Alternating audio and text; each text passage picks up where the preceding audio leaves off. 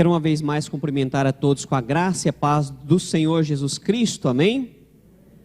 Hoje nós estamos comemorando Pentecostes, 50 dias após a Páscoa, também o dia que o Senhor Jesus subiu aos céus. E quando subiu, Ele nos enviou o Consolador. E tudo passou a ser diferente daquele dia em diante. Muitas coisas aconteceram e hoje nós vivemos debaixo da ação poderosa do Espírito Santo em nossas vidas, amém? Hoje nós queremos meditar no tema Pentecostes, missão agora possível. E para começarmos, eu gostaria que você abrisse a sua Bíblia ou acompanhasse conosco o texto que está na projeção de Atos, capítulo 2, versículo 41, que diz assim: Então os que aceitaram a palavra de Pedro foram batizados, havendo um acréscimo naquele dia de quase 3.000 pessoas. Santo Deus, fala conosco através da Tua palavra, vencendo nossas limitações, apesar, Pai, das minhas falhas. Peço que o Senhor me use para comunicar a Tua palavra que é santa e perfeita. E os nossos ouvidos e corações estejam prontos para receber a Tua santa palavra, produzindo a 30, a 60 e a 100 por um, segundo o Teu querer. Oramos no nome de Jesus. Amém e amém. Queridos, como converter 3.000 pessoas num único sermão? Esse é o sonho de todo pastor. Num único sermão, ver 3.000 pessoas se convertendo. Com certeza que se você juntar todos os pastores numa reunião de presbitério, e isso fosse possível de uma forma humana, haveria todo um debate ali. Como que você fez isso? Qual técnica você usou? E se talvez fosse nos dias de hoje, nós nos reuniríamos ao entorno de Pedro e perguntaríamos: Pedro, o que você fez? Diz aí, qual foi a técnica que você usou? Qual foi a técnica de oratória? Qual foi a técnica evangelística, o método evangelístico que você usou? Certamente, essa é uma tarefa difícil. E a verdade é que, humanamente, nós somos incapazes de converter uma única alma sequer. Humanamente, eu, você e qualquer que seja o pregador ou pregadora, não temos a capacidade de converter uma única alma sequer, de resgatar uma única alma sequer da perdição. Porque essa é uma missão impossível ao ser humano. Eu quero que você entenda isso muito claro esta noite. É impossível nós convertermos qualquer pessoa. É uma missão impossível para nós. Então acabou a palavra, vamos para casa, não temos mais o que aprender sobre isso, vamos participar da Santa Ceia, encerrar e vamos para casa, amém? Querido, certamente que não. Humanamente é impossível, mas o Pentecoste, o dia de Pentecoste trouxe uma nova realidade. Algo diferente aconteceu, e aquilo que era impossível se tornou agora uma missão possível, e não apenas isso, mas Deus tornou o impossível no inevitável. A palavra, quando ela é pregada, algo acontece, ela jamais torna vazia. Quando a palavra do Senhor é proclamada, algo acontece no coração daquele que ouve, algo acontece no coração daquele que está recebendo a palavra, a semente da boa palavra do Senhor. Através da ação do Espírito Santo, então essa missão que era impossível para nós, se torna agora uma missão possível e até mesmo inevitável. Mas como devemos então realizar essa missão agora possível da igreja? Como atender o chamado, a grande comissão de Cristo Jesus, que está em Marcos capítulo 16, versículo 15, quando ele nos diz para irmos por todo o mundo e pregar o evangelho a toda criatura. Como devemos fazer isso? De que forma? Pastor, devemos usar tradições antigas, devemos nos modernizar, devemos olhar para o passado, temos que olhar para o futuro. Como fazer isso segundo a vontade de Deus? A primeira coisa que queremos dizer nessa noite é que, seja como for, nunca sem o poder do Espírito Santo. Nunca podemos realizar a obra que o Senhor nos entregou nesta terra sem o poder do Espírito Santo. Isso significa que nós não podemos ir baseado em métodos humanos. Olha só o que Atos, capítulo 1, versículos 4 e 5 e também o versículo 8 nos diz: Não se afastem de Jerusalém, porque João, na verdade, batizou com água, mas vocês serão batizados com o Espírito Santo dentro de poucos dias. Mas vocês receberão poder ao descer sobre vocês o Espírito Santo, e serão minhas testemunhas tanto em Jerusalém, como em toda a Judéia e Samaria e até os confins da terra. Queridos, observe que o Senhor Jesus ele nos deu uma dura tarefa de levar o evangelho a todos os lugares, até os confins da terra. Mas será que se nós aplicássemos a técnica que Pedro usou naquele dia, nós teríamos o mesmo resultado? Aqui perto da nossa igreja, todo domingo de manhã nós temos uma feira. Será que se nós fôssemos num domingo de manhã, colocássemos ali um palco, uma caixa de som, e aplicássemos, ou talvez nem a caixa de som, porque Pedro não usou caixa de som. Então vamos tirar a caixa de som, vamos deixar o microfone de lado. Não podemos colocar tecnologia, porque Pedro não tinha essas tecnologias. E se a gente fizesse exatamente igual Pedro, será que obteríamos o mesmo resultado hoje? Se usássemos a mesma técnica, mas qual a técnica que Pedro usou? Que curso de oratória Pedro frequentou, melhor dizendo? Que seminário ele se formou? Qual método evangelístico ele utilizou naquele dia? Será que foi o evangelismo explosivo? Se você sabe do que eu estou falando, tem que te dizer que você já é antigo na igreja, né? Na década de 90 foi muito comum essa metodologia, se espalhou muito pelo Brasil, o evangelismo explosivo. Mas talvez não, talvez então nós teríamos que optar por igreja em célula. Ou não, pastor, vamos pelo grupo de redes. Ou ainda o G12 que está mais na moda. Qual é o método que Pedro usou? Essa seria, com certeza, uma reunião de muitas e muitas horas, né, para debater sobre isso, se a questão fosse técnica. Queridos, é claro que técnicas são importantes. Elas são úteis, são ferramentas que Deus nos dá, mas são apenas isto. O poder não está na ferramenta. Você já imaginou se um cirurgião fizesse uma grande cirurgia, né, como aqueles cirurgiões que são capazes de separar gêmeos siameses, que são ligados pelo cérebro, e ele horas e horas de cirurgia, e eles vão ali separando cada hemisfério do cérebro, cada veia, cada parte, para que as crianças possam ser salvas. Você já imaginou se ao final disso tudo, as pessoas fossem louvar o bisturi? Se as pessoas fossem falar bem do bisturi, deixassem o cirurgião de lado e fizessem uma entrevista com quem construiu o bisturi? Não faz sentido, não é verdade? Porque o bisturi é apenas o instrumento. O que faz a diferença ali é o cirurgião. Nós temos que entender que a mesma coisa acontece. As técnicas, os métodos são sim úteis, mas são ferramentas. Porque o que faz a diferença não é a ferramenta, mas é o poder do Espírito Santo agindo através de nós. As técnicas são úteis, o Senhor pode nos dar sim técnicas, estratégias, mas nós não podemos sacralizar técnicas e estratégias, porque o que faz a diferença é o poder do Espírito Santo, que usando vidas de homens e mulheres como nós, e até mesmo de algumas estratégias, pode fazer grandes milagres.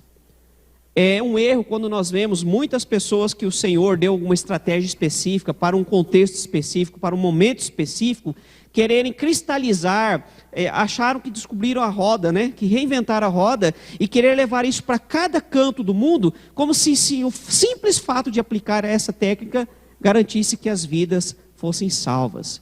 Queridos, como eu disse, o Senhor pode sim usar técnicas, mas muitas vezes o Senhor usa algo específico para um contexto específico, para um povo específico, e não significa que temos que reproduzir da mesma forma e achar que obteremos os mesmos resultados. Porque o que faz a diferença é a ação do Espírito Santo. Foi por isso que Jesus ordenou que os primeiros cristãos esperassem em Jerusalém até que eles fossem batizados com o Espírito Santo, para só então realizarem a grande comissão. O Senhor Jesus disse: esperem aqui, aguardem, eu vou, mas eu vou mandar o Consolador. E quando vocês receberem o Espírito Santo, quando forem batizados e receberem poder, aí então vocês vão pregar o Evangelho a toda criatura, em todos os confins da terra. É interessante que no capítulo que nós lemos, capítulo 1, a palavra usada é dinamis. A palavra dinamis no grego significa poder. E entre os muitos significados, ela também significa capacidade, habilidade. Não apenas poder, algumas versões traduzem como virtude, mas também pode ser usado como capacidade, habilidade. Significa que é o Espírito Santo quem nos dá a habilidade necessária. Isso é importante entendermos, porque muitas vezes procuramos coisas humanas, e a nossa luta não é com coisas humanas, com ferramentas humanas, mas a nossa luta é contra o inimigo das vidas, é contra o diabo que quer destruir vidas, famílias. Por isso as nossas ferramentas têm que ser espirituais. E quem nos capacita com ferramentas espirituais é o Santo Espírito de Deus. É Ele que nos capacita. É interessante que em Êxodo, capítulo 31, versículos 2 a 5, uma passagem muito interessante, quando eu li a primeira vez e a compreendi, falou muito ao meu coração. Diz assim: eu escolhi a Bezalel, filho de Uri, filho de Ur, da tribo de Judá, e o enchi do Espírito de Deus, dando-lhes destreza, habilidade e plena capacidade artística para desenhar e executar trabalhos em ouro, prata e bronze, para talhar e esculpir pedras, para entalhar madeira e executar todo tipo de obra artesanal. Queridos, muitas vezes nós dividimos a nossa vida entre sagrado e profano. Ir à igreja, sagrado. Ir para o trabalho, profano. E essa é uma triste divisão, porque na nossa vida não pode ter espaço para o profano. A nossa vida tem que ser toda marcada pelo sagrado. Não é à toa que o pastor Marco muito bem nos fala, né, quando estamos encerrando o momento de celebração, não o culto, mas de celebração, porque a nossa vida tem que ser um constante culto a Deus. Segunda-feira é dia sagrado também. Terça-feira também. O seu trabalho tem que ser sagrado, porque o Espírito Santo de Deus te capacita. É Ele quem te dá a capacidade para executar aquilo que Ele colocou em suas mãos. E é interessante que muitas vezes, quando pensamos na ação do Espírito Santo, a gente só pensa assim: o Espírito Santo vai vir sobre uma pessoa e aquela pessoa vai se tornar um pastor, vai se tornar uma pregadora, vai se tornar, né, um professor de escola dominical, vai se tornar um presbítero, vai se tornar isso, vai se tornar aquilo, e apenas limitamos a ação do Espírito Santo ao espaço da igreja. E eu falo igreja enquanto instituição, como local físico, né? Mas o Espírito Santo, ele encheu Bezalel de poder para cumprir com um trabalho artístico, para que fosse construída a tenda sagrada, nos dias de Moisés. A palavra fala que o Senhor escolheu Bezalel, mais outra pessoa também, e os encheu do seu Santo Espírito, para que eles tivessem destreza, capacidade para executar o trabalho da construção da tenda sagrada. E é interessante que quando nós vemos o relato da tenda, o Senhor ele dá os pormenores, os mínimos detalhes. Detalhes de como deveriam ser as cortinas, os ferrolhos, todos os utensílios, cada detalhe da tenda. O Senhor disse nos mínimos detalhes, para que aqueles homens pudessem construir segundo a sua vontade. É isso que nós precisamos entender, querido. Deus pode te usar, não estou dizendo que você precisa ser pastor ou missionário para ser um servo do Senhor, mas muitas vezes como professor, como médico, como dona de casa, como mecânico, seja qual for a sua profissão, a função que o Senhor colocou nas tuas mãos, você não só pode, mas como deve ser um instrumento de Deus naquele lugar, para alcançar as pessoas que lá estão, mas as pessoas que também estão distantes. Meu irmão disse que a gente está gerenciando uma empresa. É uma tarefa que Deus tem me dado agora. E eu tenho sempre pedido: Senhor, que essa empresa seja para a glória do Teu santo nome. Não apenas para o nosso sustento, mas para o louvor do Teu santo nome. Porque se não for, de nada vai adiantar. Se não for para glorificar o nome do Senhor, dinheiro você pode ganhar de diversas formas. Mas nós precisamos em tudo glorificar o nome do Senhor. A igreja primitiva, ela muito cedo, ela entendeu a grande verdade que nada podemos fazer sem a ação poderosa do Espírito Santo em nós. Por isso, quando eles iam escolher homens e mulheres ali para servir o Senhor, quando eles iam eleger os presbíteros, quando eles iam separar os diáconos, eles oravam. Eles pediam a direção do Espírito Santo de Deus. E quando foi para enviar Paulo e Barnabé, assim também eles fizeram. Olha só o que Atos capítulo 13, versículos 2 e 4 nos diz: enquanto eles estavam adorando o Senhor e jejuando, o Espírito Santo disse: separem-me agora Barnabé e Saulo para a obra a que os tenho chamado. Então, jejuando e orando e impondo as mãos sobre eles, os despediram. Barnabé e Saulo, enviados pelo Espírito Santo, foram até Seleucia e dali navegaram para Chipre. Ou seja, o Espírito Santo separou com um propósito. Eles deveriam ir para os lugares que o Espírito mostraria para pregar o Evangelho. E onde eles iam implantando a igreja. Eles iam levando a palavra, pessoas iam se convertendo. Eles firmavam um grupo ali, iam para outro lugar e para o outro. E assim a igreja se espalhou. E se hoje nós estamos aqui, é porque homens como Paulo e Barnabé cumpriram com a vocação que o Espírito Santo lhes deu. Mas antes, a igreja estava em oração, pedindo de Deus direção. E o Espírito Santo direcionou: olha, separa Paulo, separa Barnabé e os envie para que cumpram com o meu propósito. Nós precisamos entender que quem escolhe e capacita é o Espírito Santo.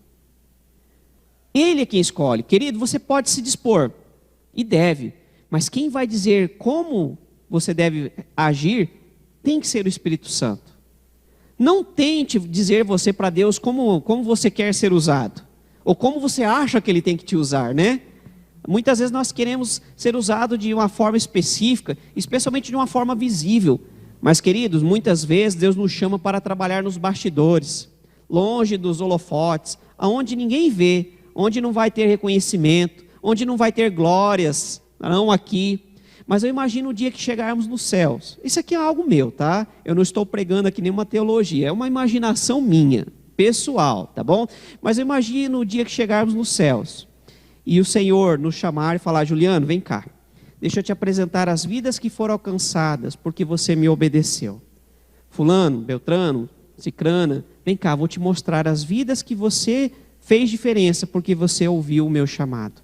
E certamente essa será a nossa glória, não aqui nessa terra, mas no lar celeste. E eu espero que sejam multidões alcançadas através de nós. Pessoas que a gente nem sequer imagina que foram alcançadas através de nossas vidas, mas que o Senhor usou poderosamente para trazer salvação. Então, Ele quem escolhe e é Ele quem capacita. E louvado seja Deus por isso, porque se dependesse de nossas capacidades, pouquíssimo nós poderíamos fazer, e talvez absolutamente nada. É também o Espírito Santo, o Consolador, quem converte o coração dos perdidos, queridos. Isso é muito importante entendermos, porque muitas vezes nós temos medo de pregar a palavra, porque a gente fica com a atitude do tipo: ah, mas e se eu pregar e a pessoa não me ouvir? E se eu falar e a pessoa zombar de mim? E se ela não crer na palavra? Querido, problema dela com Deus. Isso não compete a nós, não é responsabilidade sua. O Senhor não te chamou para converter ninguém, Ele te chamou para pregar o Evangelho, porque a obra de conversão é do Espírito Santo de Deus, não é minha, não é sua. Nós não somos capazes disso. Nós apenas, pela misericórdia de Deus, podemos pregar a palavra, mas quem converte o coração é o Espírito Santo de Deus. João capítulo 16, versículos 7 e 8, nosso irmão citou aqui, né? Diz assim: mas eu lhes digo a verdade, é melhor para vocês que eu vá, porque se eu não for, o Consolador não virá para vocês. Mas se eu for, eu o enviarei a vocês. Quando ele vier, convencerá o mundo do pecado, da justiça e do juízo. O Senhor Jesus se despedindo dos seus discípulos, ali um clima de tristeza, de despedida, de saber que em breve eles não veriam mais o Mestre face a face.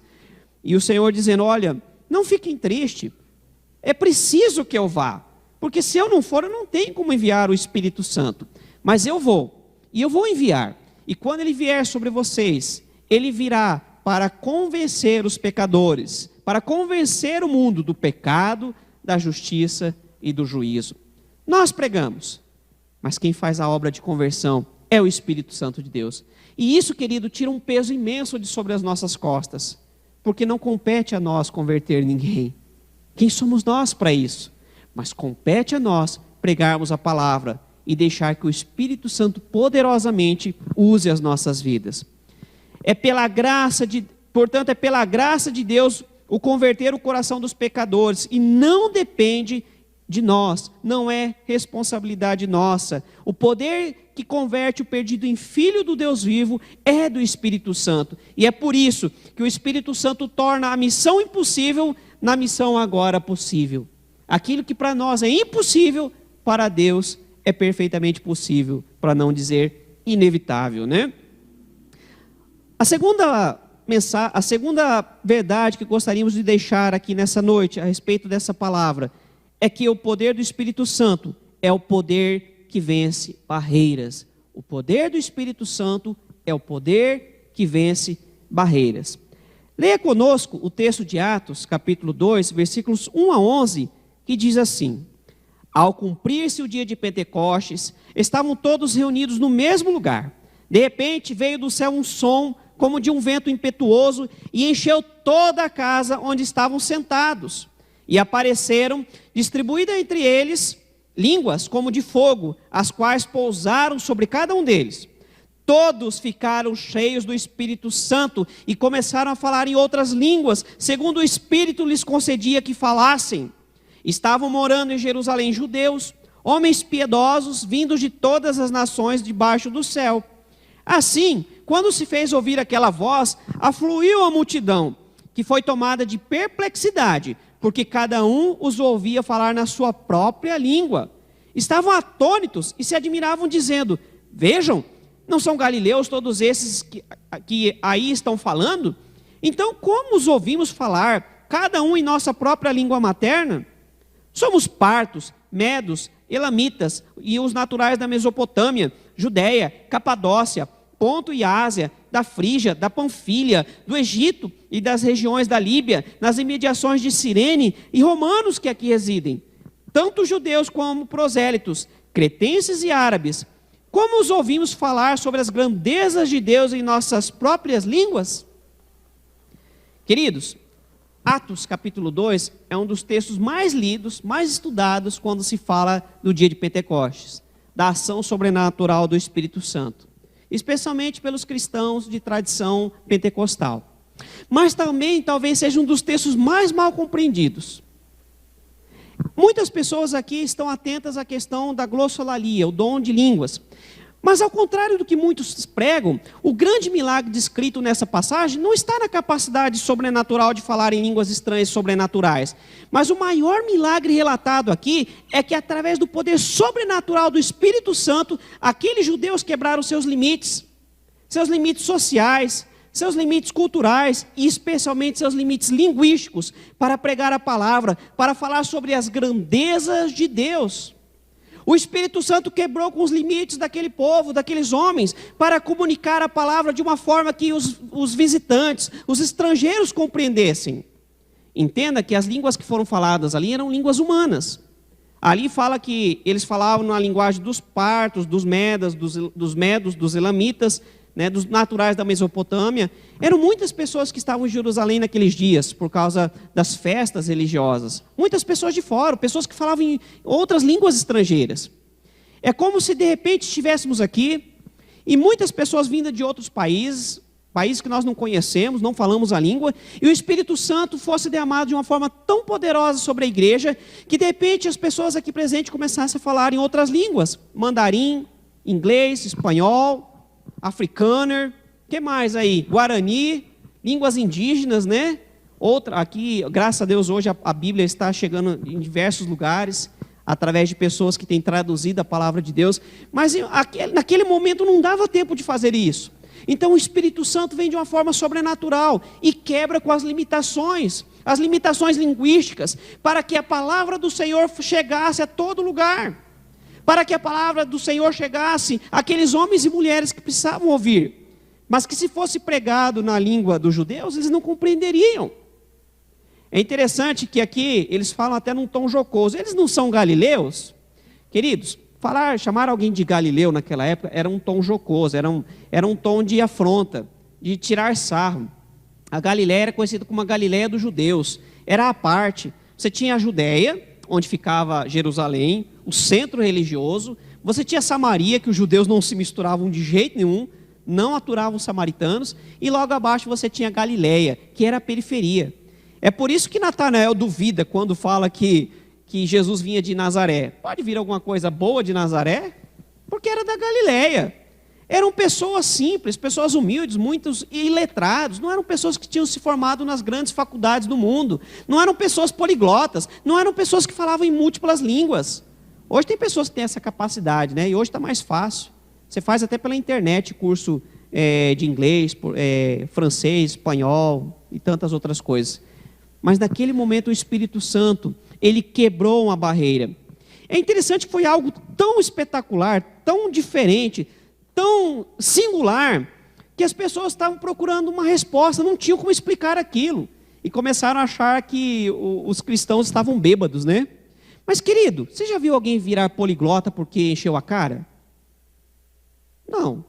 No máximo enrola a língua, No máximo começa a falar um rolês. Aí você não entende nada, né? Mas falar em outra língua, não tem nenhum registro na história. E aí Pedro fala negativo, eles não estão bêbados, porque ainda é 9 horas da manhã, não deu tempo de ninguém ficar embriagado. Esses homens não estão bêbados, mas estão cheios do Espírito Santo de Deus. E aí o Espírito Santo lançou por terra as limitações, e assim Ele faz conosco ainda hoje. Ele lança por terra as nossas limitações, Ele transforma um homem de língua pesada como Moisés, no porta-voz de Deus diante do faraó. Ele transforma um menino como Jeremias num grande profeta, num homem valoroso. Ele transforma um perseguidor como Paulo num grande missionário do Evangelho. E aí poderíamos citar uma imensidão de homens e mulheres que tinham suas limitações, que tinham suas dificuldades, que tinham seus problemas. E ainda assim o Espírito Santo os usou poderosamente, porque simplesmente como Abraão disseram, eis-me aqui. E a verdade, queridos, é que o Senhor pode usar pessoas simples como nós e nos transformar em pescadores de homens. Por que muitas vezes isso não acontece? Está faltando técnica? Está faltando estrutura? Está faltando dinheiro, investimento? Queridos, falta apenas nós nos dispormos, nós clamarmos, vem Espírito Santo, enche-nos e usa-nos, né, para o cumprimento do seu poder, da sua vontade poderosa. Por isso, querido, não tenha medo das suas limitações. Ah, pastor, mas eu não fiz faculdade como o senhor. Não tem problema, Pedro também não tinha feito. E ainda assim não tive nenhum sermão que 3.000 pessoas se converteram. Pedro não tinha formação nas maiores faculdades do mundo, né? Pedro não tinha formação em grego koiné, em grego clássico. Não tinha formação no hebraico clássico. Era um homem simples, um pescador. Mas ainda assim Deus usou poderosamente. Então pare de colocar limitações à ação do Espírito Santo em sua vida. Apenas se disponha. Deixe Ele te usar. Aliás, ninguém de nós é capaz por si mesmo de realizar a obra que Jesus nos comissionou. Se você for fazer a obra que Deus colocou nas suas mãos, baseado nas suas habilidades e capacidades, você vai fracassar, inevitavelmente. Mas nós precisamos pedir de Deus direção e capacitação para cumprir com toda a boa obra que Ele nos concede. Por isso, queridos, a igreja precisava esperar o Espírito Santo, porque a missão era impossível. A missão era impossível de ser realizada por aqueles homens e mulheres, mas com o batismo do Espírito Santo, aqueles homens e mulheres foram capacitados pelo poder do Espírito Santo a pregar o Evangelho, e assim continua sendo conosco até hoje. Quando você recebeu a Cristo Jesus em sua vida, você também recebeu o batismo no Espírito Santo, e o poder do Espírito Santo está sobre você. O que nós precisamos é apenas ousar e se deixar ser usado, se disponibilizar. Senhor, usa a minha vida. Querido, entenda algo. Tem horas que não vai dar tempo de ligar para o pastor. Tem horas que não vai dar tempo de chamar o presbítero. Tem horas que não vai dar tempo de você esperar o pregador de fora. Tem horas que não vai dar tempo de você esperar cicrano ou beltrano. É você. E o Senhor vai te usar se você tão somente crer e se deixar ser instrumento dele. Mas se você ficar colocando suas limitações à frente, eu tenho que te perguntar, em que Deus você tem crido? Onde está o teu Deus? O teu Deus é um Deus que não tem poder para vencer suas limitações? Ou é um Deus que pode todas as coisas? Ou é o Deus que dá a voz ao mudo, que faz o aleijado correr, que faz o cego enxergar? O Deus que cura, que transforma e age poderosamente. Queridos, nós somos chamados para cumprir com o ID de Jesus Cristo, mas não com nossas forças, mas sim com o poder do Espírito Santo. Em Pentecostes, a missão que antes era impossível se torna agora impossível, e o impossível se torna inevitável. E através do Espírito Santo, Pedro, um homem simples, pregou, e 3.000 pessoas se converteram. Se nós crermos e nos dispormos à obra do Senhor, Ele vai alcançar vidas através de nós. Ah, pastor, então o senhor está querendo dizer que eu vou pregar e 3.000 pessoas vão se converter num só dia? Não estou dizendo isso. Eu não quero limitar a ação do Espírito Santo. Ele faz o que Ele quiser. E quantas pessoas que pregaram, deixaram suas palavras, já nem existem mais, já estão na glória, mas suas palavras continuam ecoando na eternidade e alcançando vidas até hoje. Me lembro que uma vez eu ouvi um pastor presbiteriano independente falando para nós que a conversão dele foi muito simples. Ele estava passando na frente da igreja e ouviu um hino. E durante aquele hino ele foi tocado, ele entrou na igreja. E ali o Espírito Santo falou com ele. E dali nunca mais saiu. Ele recebeu a Cristo em sua vida. e até hoje continua no caminho do Senhor. O Espírito Santo, ele faz o que ele quiser, como ele quiser. Pare de formatar a ação do Espírito Santo. Talvez, querido, essas palavras alcancem o coração de pessoas que estão nos ouvindo aqui, pessoas que estão passando lá fora, pessoas que estão nos ouvindo através da internet. E eu não sei como o Espírito Santo vai agir. Isso é com ele. Mas ele age poderosamente. Aqueles homens e mulheres não estavam bêbados, mas estavam cheios do Espírito Santo. Em Efésios capítulo 5, versículos 17 e 18, Paulo diz assim: por esta razão, não sejam insensatos, mas procurem compreender qual é a vontade do Senhor, e não se embriaguem com vinho, pois isto leva à devassidão, mas deixem-se encher do Espírito. É interessante que Paulo faz um trocadilho de palavras aqui. Não encham a cara com bebida, não encham a cara com álcool, mas encham-se do Espírito Santo. Não se deixe dominar com álcool, no qual vai dar confusão, vai dar briga, mas deixe-se dominar com o Espírito Santo, porque ele vai nos conduzir aonde ele quer, e ele tem sempre o melhor para aqueles que confiam. Nesse sentido, queridos, o Pentecoste é imprescindível para nós. Eu não estou dizendo que vai acontecer como naqueles dias. Eu não estou dizendo que vai se repetir, porque isso seria técnica. Eu não estou dizendo que temos que repetir do mesmo jeito, as mesmas coisas. Não estou dizendo isso. Mas o princípio de Pentecostes, que é o Espírito Santo sendo derramado sobre a igreja, nos capacitando e agindo sobre nós poderosamente e através de nós, isso continua vivo. Nos dias de hoje, o Espírito Santo continua usando o seu povo para cumprir com o seu propósito. E nos dias de hoje, nós precisamos ser cheios do Espírito Santo para cumprir com a missão que antes era impossível. Mas através da ação do Espírito Santo, a missão agora é possível, é inevitável. Feche seus olhos, vamos orar. Pai querido, que palavra grandiosa nós podemos ouvir nessa noite. Saber que o Senhor nos usa apesar das nossas limitações, apesar dos nossos problemas, dos nossos defeitos. Ah, Senhor, é verdade que nenhum de nós somos capazes de realizar tamanha obra. Nós não temos esse poder. Nós não temos, Pai querido, nós não somos dignos desta obra. Mas o Senhor assim, ainda assim nos chama, nos convida e nos diz para confiarmos em Ti. Porque através do Teu Espírito Santo o Senhor nos dá habilidade, o Senhor nos dá sabedoria, o Senhor nos dá discernimento. E não é a palavra que usamos, se é muito eloquente, se é simples. Não é o fato de falarmos perfeitamente o português ou outras línguas, ou se falamos com defeitos, com dificuldade de dicção. O fato é o Teu Espírito Santo que age de forma incompreensível, de forma poderosa e sobrenatural, trazendo conversão nos corações que antes estavam perdidos. Usa as nossas vidas e nosso trabalho. Pai, amanhã, quando formos trabalhar, que possamos estar cheios da certeza de que temos uma missão, não apenas de ganhar o nosso salário, mas de sermos instrumentos do Senhor onde estivermos, para levar o Evangelho às vidas que estão sedentas e que precisam do Teu amor, como um dia também fomos alcançados. Porque um dia alguém ousou proclamar a Tua palavra, nós fomos alcançados. Que assim nós tenhamos esse privilégio de alcançar muitas vidas para a glória do Teu santo nome.